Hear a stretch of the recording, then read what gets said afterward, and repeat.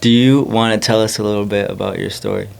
Yes, I'd love to. Where are you from? You know, how you got to Vanguard? Go ahead.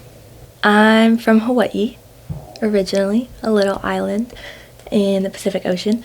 And I came to Vanguard through a pastor at my church who used to teach here. Is that what you're asking?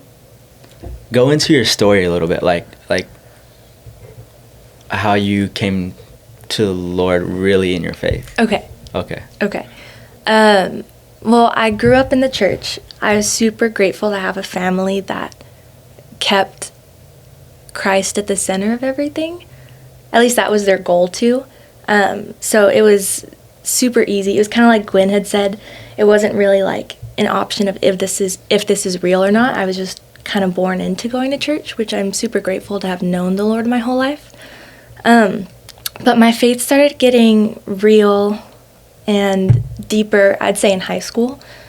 When I started struggling with anxiety more, I ended up being diagnosed with an anxiety disorder, social anxiety specifically. And it was really isolating because of it, I would have these panic attack episodes. And I ended up quitting like almost every social group I was a part of just because of it. So the only thing, this is also when I started really loving worship, because the only thing that I could pursue in secret was music.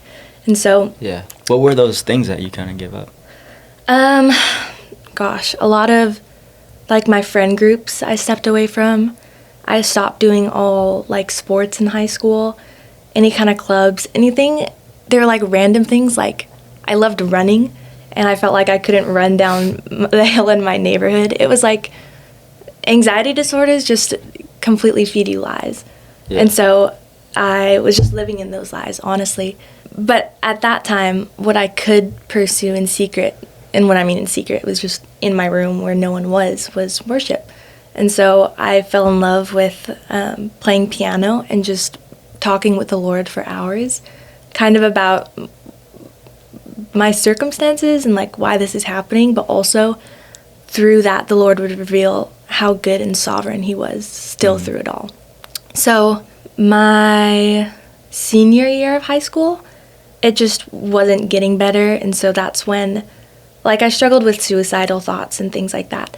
So I was going to take my life my senior year of high school, and the Lord completely intervened, which is crazy. And it was kind of funny because it was like a conversation I was having with him, and I heard the Lord so strongly say, just go to sleep. And it was nighttime, and I was like, what do you mean just go to sleep? Like, that's so stupid. Did you not hear everything I just said about my circumstances? So it was like an argument with the Lord, kind of for like 20 to 30 minutes. And then I was kind of like, fine, I'll go to sleep. It wasn't even like a, yes, Lord, I trust you. It was like a reluctant, okay, whatever. And so I ended up obviously staying alive. And the next day, he just restored things like in parts of my family that I thought couldn't be restored, and gave me hope for like anxiety and conquering it. And he was just so showing me that what I can do with your yes is so much more than you could imagine for yourself. And so at that point, I was kind of like, okay, this was like my reluctant yes, and this is what the Lord has healed with that. So what more could he do with my actual yes? And so that's when I decided to come to Vanguard and chose worship as my major, because I was like, I love doing this. I know the Lord is calling me to it, and it's kind of a step of faith of like, I couldn't imagine a future for myself, but the Lord could. And so then I came here as a worship major, and I've just been learning more and falling more in love with the Lord. Doing the podcast, there's been a pattern of some of the stories that I hear, specifically like some of the suicidal like struggles that I've heard. And I think I'm seeing the Lord's heart a little bit. And this literally just popped up in my brain when you were speaking. But we all have those moments where the Lord is like talking to us throughout the day, and even like, you know, weekly, where we can kind of like see his word in his scripture, or through worship. But I think when it comes to suicidal like thoughts, and when we're struggling with that and he sees that, I notice a pattern that he intervenes so strongly when someone is going to like make a terrible decision to end their lives. There's been like 3 other people on the podcast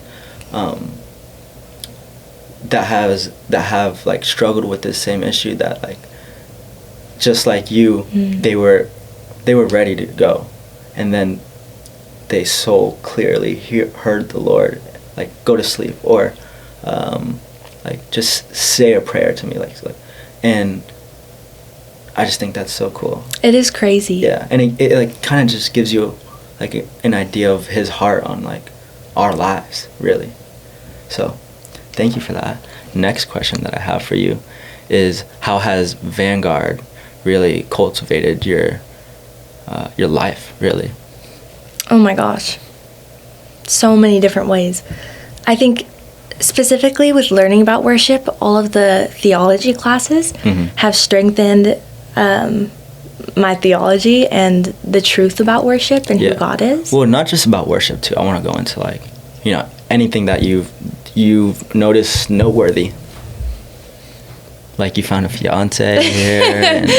I did find my fiance at Vanguard. The ring by Spring. Come on. Is actually true. It works. Gosh, well, I was noting that, but I was also gonna note through like friendships and just learning more about my faith, how like I don't struggle with an anxiety disorder anymore, which is great. Praise God. And it's honestly just through like the community that I have and learning about who the Lord is and who he calls us to be. I became good friends with Amberly, our president, my freshman year, and she was the first person at Vanguard that I told my testimony to. First of all, she was like, I'm so glad you're here, but then she told me, Amber, you don't have to be a victim here. Like, the Lord is using this for good, and you don't have to live in your anxiety, but you have to choose to want to not live in it. And I was like, dang, you mean I can't just sit around and like do nothing? And so it's like, she kind of taught me that it was a partnership with the Lord of being like, I can use this for good, but you also have to want it. Like, you have to want to not live in this and live victoriously because I call you to live victoriously for me. You know what I mean? Yeah. So through that, just learning over the last few years, but I feel like I'm a completely different person. Oh, 100%. You know? 100%. You know? I've known you since freshman year. Obviously, we've been dating since freshman year. And big transformation from freshman year to now. You're way more confident, way more secure, I would say. And it's just amazing to see what the Lord has brought you through. Shucks. Sweet. Yeah. So Jesus. Yeah, and okay, so last question for both of you. Since you guys are both on SFD, we all are. I'm on SFD too. But you guys are particularly, like, you're an apprentice and you're a lead for worship. What has your experience been like? And then kind of go into, like, what would you say to students who are thinking about taking up those positions? Like a word of encouragement for them, or is it terrible, or is it, you know what I mean? Imagine we just bash it. We're like, don't do it. Well, I'll start if that's okay. So I've been on an SFD for 2 years for worship, but I've been on the worship team volunteering all 4 years. I think being on the team in general is such a gift because it's unlike a church where there's a pool of people that you choose from, but it's a set team that you get to grow with and learn with together. And so musically, you learn like how to work really well with people and you grow together. So it's such a special experience.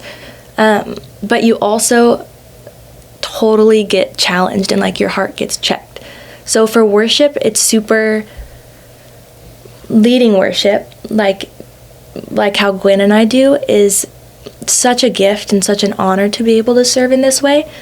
But you also have to check your heart constantly.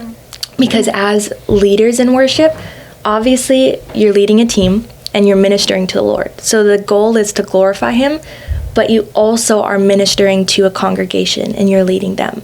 So you have to be sensitive to the Spirit, but also sensitive to where your congregation, where your peers are right now. So it grows you because you learn to worship truly and wholeheartedly, but also it can't exactly be like worship in the secret place because it's not just you and the Lord right here, although you're leading from a, I wonder if there's a better way I can say this. No, I think it's coming. Okay, It's great.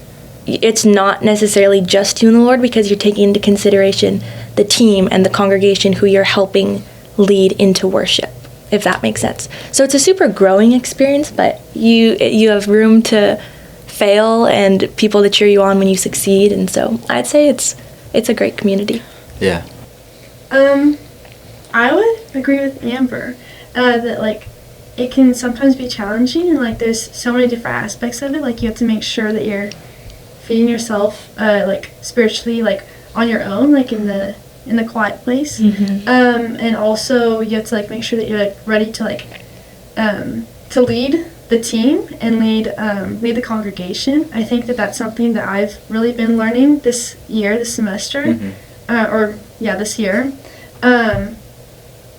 I also think that like you have to like humble yourself too.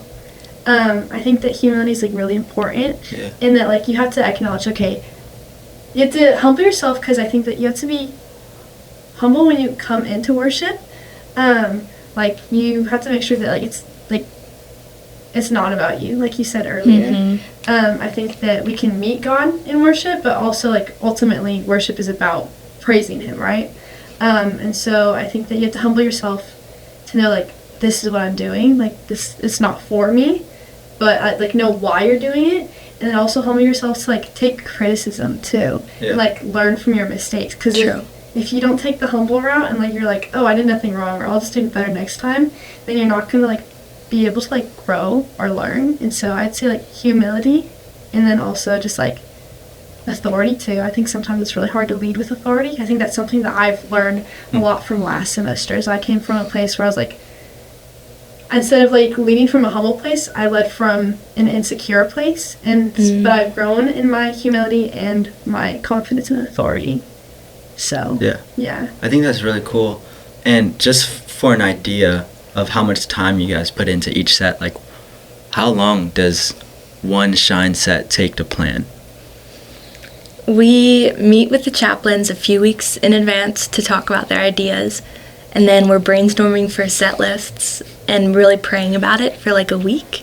Then we have our rehearsals that are set, which are 2 hours-ish. And then like on the day of Shine, we have sound check. That usually goes for 2-3 hours just to make sure everything's set. Dang. So a lot of time. Yeah, I wanted to point that out because like I've noticed just so much time put into these sets, and I mean it's been a great outcome, and I just wanted to point that out. True. But I think we're good, so thank you